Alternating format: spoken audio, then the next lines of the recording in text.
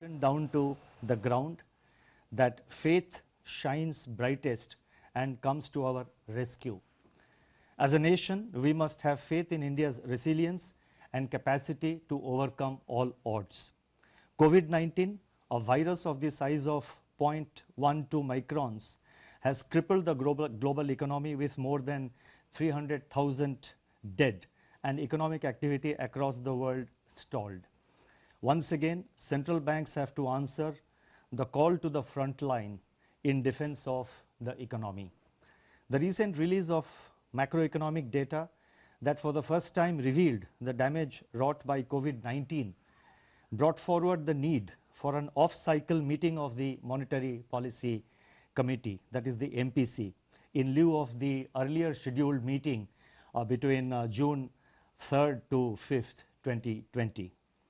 Over the last 3 days, that is 20th, 21st and 22nd, the MPC reviewed the domestic and global developments and their implications for the outlook. After extensive discussions, the MPC voted unanimously for a reduction in policy repo rate and for maintaining the accommodative stance of monetary policy as long as necessary to revive growth and to mitigate the impact of COVID-19 while ensuring that inflation remains within the target. On the quantum of reduction, the MPC voted with a 5:1 majority to reduce the policy repo rate by 40 basis points, 40 basis points from 4.4% to 4%. Consequently, the MSF rate and the bank rate now stand reduced to 4.25%, and reverse repo rate stands reduced to 3.35%. Before I lay out the backdrop, the rational and expected outcomes of the MPC's decisions, I wish to thank the committee members for their valuable contribution during the deliberations. I would also like to thank my colleagues in the RBI who have been working tirelessly in RBI's fight against COVID-19. My gratitude goes out to our teams for their intellectual support, analytical work and the logistical arrangements. A special word of praise for our team of what is now about 200 officers, staff and service providers who are working unstinted 24/7 in isolation away from their families in order to keep the essential RBI services available to the nation. Once again, I wish to express our admiration for the doctors, the healthcare and medical staff, police, law enforcement agencies, functionaries and personnel of the government, the private sector, banks and other financial institutions who have risen to the occasion day after day through the pandemic to ensure continuity in provision of all essential services. Our deepest gratitude to their families too. I would now like to provide an assessment of the current macroeconomic situation, both global and domestic. By all counts, the macroeconomic and financial conditions are austere. The global economy is inexorably headed into recession. The global manufacturing PMI contracted to an 11-year low in April 2020. The global services PMI recorded its steepest decline in the history of the index. Among advanced economies that have released GDP readings for Q1 of 2020, contractions were in the range of 3.4% to 14.2%.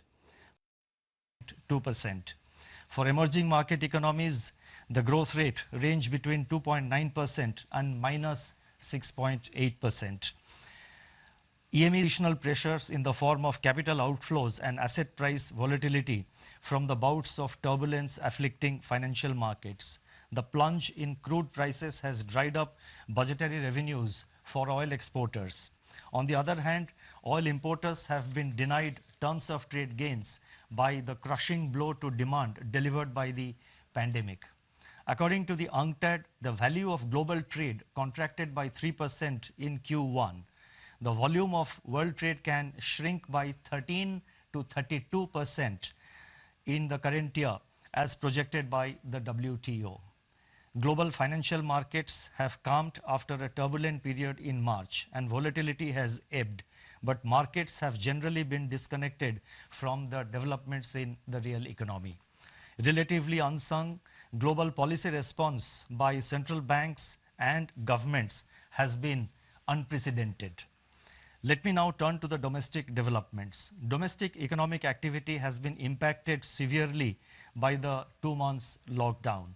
The top 6 industrialized states in India that account for 60% of our industrial output are largely in the red and orange zones.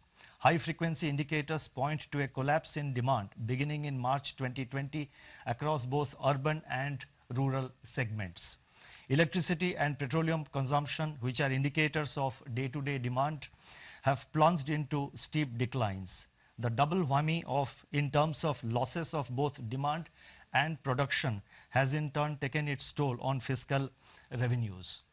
Investment demand has virtually been halted by a decline of 36% in the production of capital goods in March, which was coincident with a contraction of 27% in imports of capital goods in March and 57.5% in April.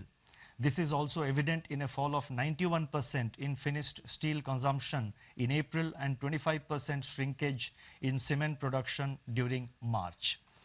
The biggest blow from COVID-19 has been to private consumption, which accounts for about 60% of the domestic demand.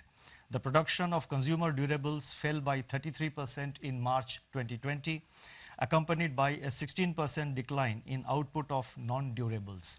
Similar indications are reflected in surveys of the fast-moving consumer space also. In the production sectors, industrial production shrank by close to 17% in March, with manufacturing activity down by 21%. The output of core industries, which constitutes about 40% of overall industrial production, contracted by 6.5%. In conformity, the manufacturing PMI for April recorded its sharpest deterioration to 27.4, spread across all sectors. The services PMI plunged to an all-time low of 5.4% in April 2020. Amidst this encircling gloom, agriculture and allied activities have, however, provided a beacon of hope on the back of an increase of 3.7% in food grain production to a new record. A ray of hope also comes from the forecast of normal southwest monsoon by the India Meteorological Department. By 10th May 2020, up to which the latest information is available, Kharif sowing was higher by 44% compared to the last year's acreage. Rabi procurement is in full flow in respect of oilseeds, pulses, wheat, benefiting the bumper harvest. These developments will support farm incomes, improve the terms of trade facing the farm sector, and strengthen food security for the country. Going forward, these would also have a salutary effect on food price pressures. The inflation outlook has become complicated by the release of partial information on the Consumer Price Index by National Statistics Organization, obscuring a comprehensive assessment of the price situation. From the incomplete data that have been made available, food inflation, which had eased in January, from its January 2020 peak for next 2 months, that is during February and March. Now suddenly they have reversed and surged to 8.6% in April as supply disruptions took their toll, immune to the ongoing demand compression. Prices of vegetables, pulses, oilseeds, milk and cereals emerged as pressure points. In the external sector, India's merchandise exports and imports suffered their worst slump in the last 30 years as COVID-19 paralyzed world production and demand. India's merchandise exports plunged by 60.3% in April, while imports contracted by 58.6%. India's foreign exchange reserves have, however, increased by 9.2 billion during 2021, that is from 1st April onwards, and so far, that is up to 15th of May, our foreign exchange forex reserves, they stand at 487 billion US dollars, which is equivalent to 1 year's imports. I now go to the outlook with regard to inflation and growth. Against this backdrop, the MPC assessed that inflation outlook is highly uncertain. The supply shock to food prices in April may show persistence over the next few months, depending upon the state of lockdown and the time taken to restore the supply chains after relaxation of the lockdown. Among the pressure points, the elevated level of pulses inflation is worrisome and warrants timely and swift supply-side interventions, including a reappraisal of the import duties. Immediate step-up of open market sales, PDS offtake by FCI to offload some part of excess stocks can also cool down cereal prices and also create room for Rabi procurement. Given the current global demand-supply balance, international crude oil prices, metals, and industrial raw materials are likely to remain soft.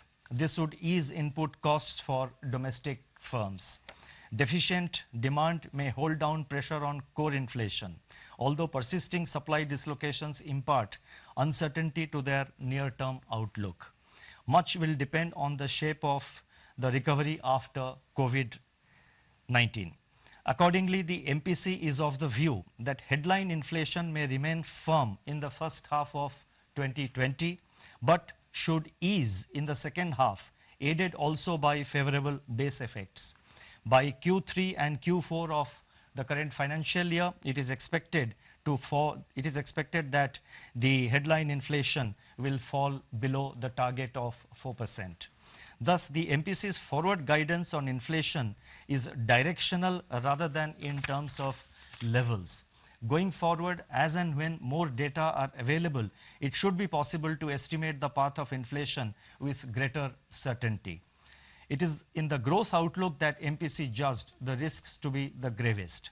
The combined impact of demand compression and supply disruption will depress economic activity in the first half of the year.